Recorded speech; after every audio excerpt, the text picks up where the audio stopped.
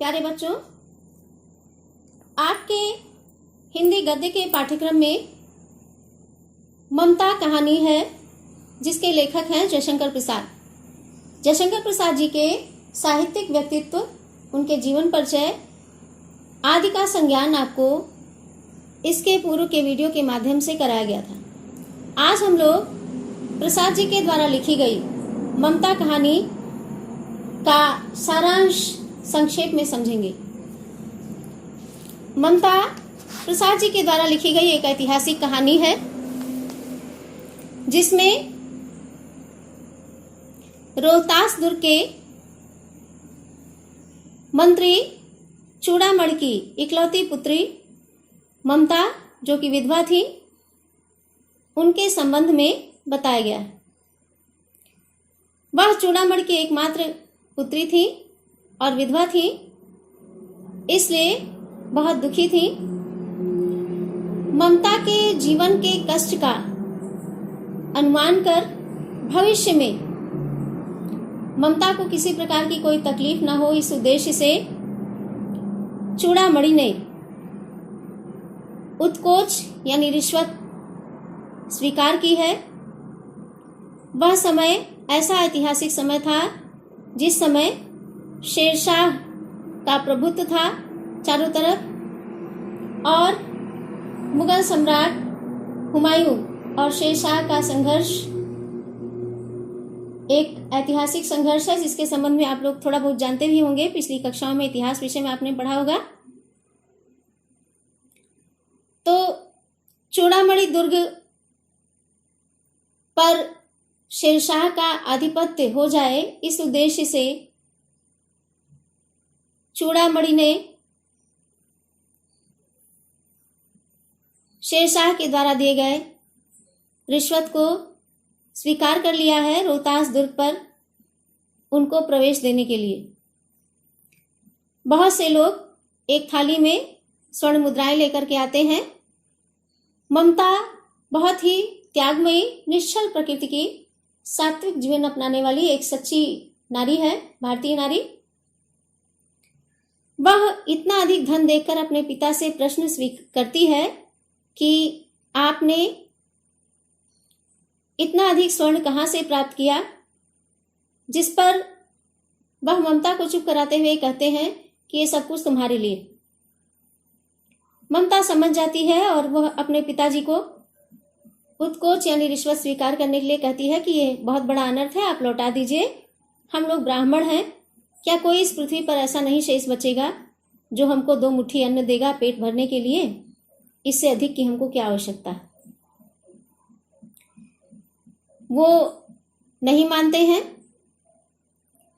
दूसरे दिन जब शेरशाह के सैनिक डोली के माध्यम से प्रवेश करते हैं तो चूड़ामणि दुर्ग के द्वार के पास उनको रोकते हैं। बात बढ़ती है, दोनों तरफ से तलवारें उठती हैं और ममता के पिता वहीं पर मारे जाते हैं। ममता दुर्ग छोड़कर बाहर चली जाती हैं। दिन भर ममता बहुत ढूंढे जाने पर भी नहीं मिलती।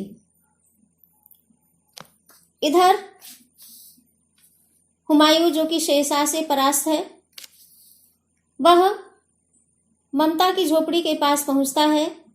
उसको प्यास लगी, वो जाके द्वार खटखटाता है।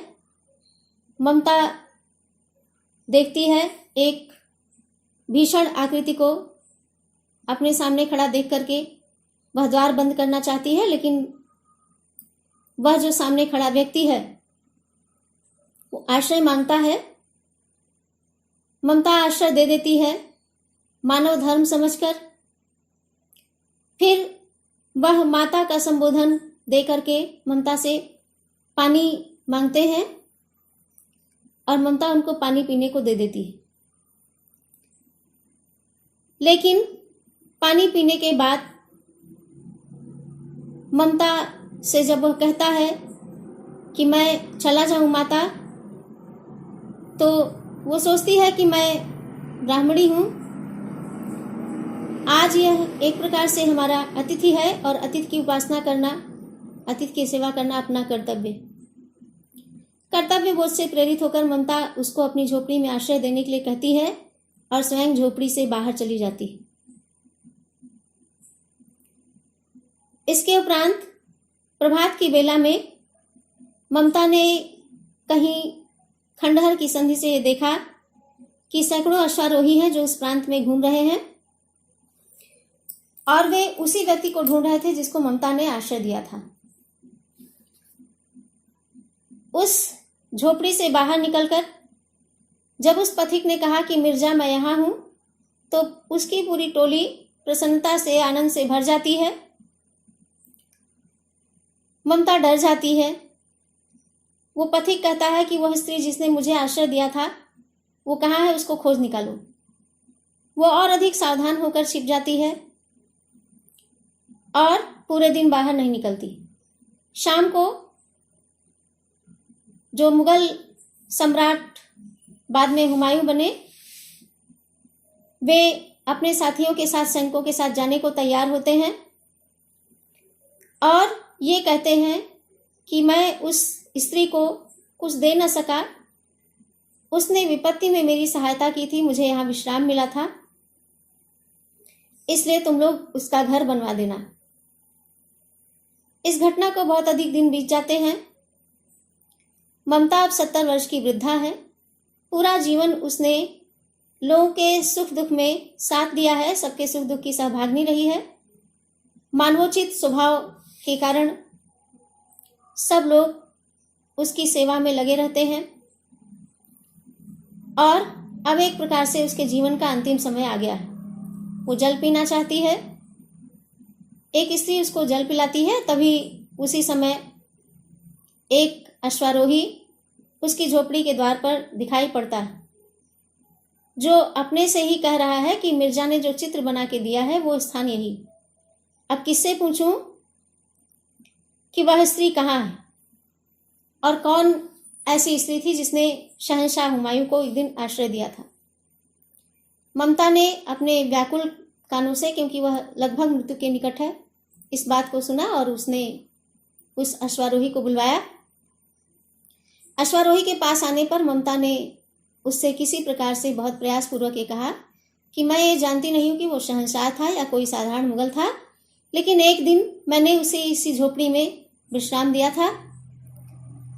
जाते समय उसने चूंकि घर बनवाने की आज्ञा दी थी, इसलिए मैं पूरे जीवन ये सोचकर भयभीत थी कि कहीं मेरी झोपड़ी खोद न दी जाए। तो ईश्वर ने मेरी प्रार्थना सुन ली। आज मैं इसे छोड़ करके जा रही हूँ। अब चाहे तुम इसे महल बनवाओ या जो तुम्हारी इच्छा हो वो करो। वह अश्वारोही आश्चर्यचकित रह जाता है। इतना कहते कहते ममता के प्राण उड़ जाते हैं। उसके प्राण पक्षी अनंत आकाश में उड़ जाते हैं, यानी ममता का देहांत हो जाता है। वहां पे एक बहुत बड़ा मंदिर बनता है। उस पे एक शिलालेख यानी लिखवाया जाता है। शिलालेख पत्थर पर जो लिखा जाता था उसको कहते हैं। तो शिलालेख लगाया जाता है कि 7 देशों के नरेश हुमायूं ने एक दिन यहाँ विश्राम किया था और उसके पुत्र द्वारा, अकबर के द्वारा, उसकी स्मृति में, उसकी याद में ये गगनचुंबी मंदिर बनवाया गया है। लेकिन उस बनवाए गए भवन पर कहीं भी ममता का नाम अंकित नहीं था। यहीं पर ये कहानी समाप्त हो जाती है।